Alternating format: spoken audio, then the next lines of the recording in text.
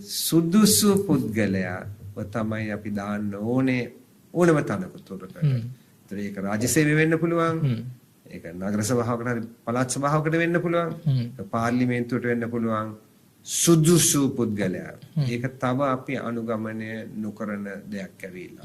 අපි වෙන දේවල් බලනවා. තාම බලනවා කුලයේ දිහා බලනවා, ජාතිය දිහා බලනවා, ආගම දිහා බලනවා, පන්තිය දිහා බලනවා, මුදල් දිහා බලනවා කරන්නේ. සුදුසු පුද්ගලයාට සුදුසු තැන දෙන්නේ නැහැ. ඉතින් ඔය සාර්ථක වෙච්ච රටවල් වල පළවෙනි ප්‍රතිපත්තිය ඇවිල්ලා සුදුසු පුද්ගලයාට සුදුසු තැන දෙන්නේ ඒක.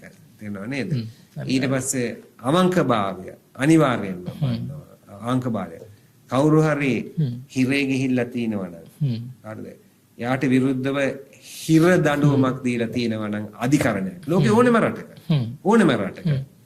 ඊට පස්සේ අයව දේශපාලනයටවත් රාජ්‍ය සේවයටවත් කියන්න බෑ. අපි ඒව තේරුම් අරගෙන ක්‍රියාත්මක කළේ නැත්තම් ඒ අය ගිහිල්ලා කොම්පැනියක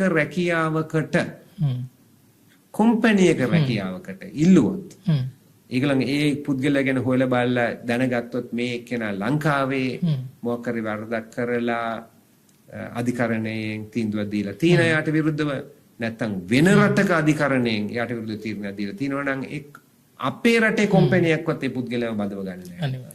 ඒතර අපිට පුළුවන් දේශපාලනට ගෙනල්ලා පාර්ලිමේන්තුවට ඒ වගේ පුද්ගලයෝ දාන්න. ඉතින් ඒකයි මම කියන්නේ හරිද? මේවා ගැන අපි නැවි ගියොත් අපිට මේ රට හදන්න බෑ. හරිද? අපිට පැහැදිලි වෙන්න ඕනේ මේ ප්‍රතිපත්ති ගැන. එහෙම තමයි රටක් හදන්න පුළුවන්.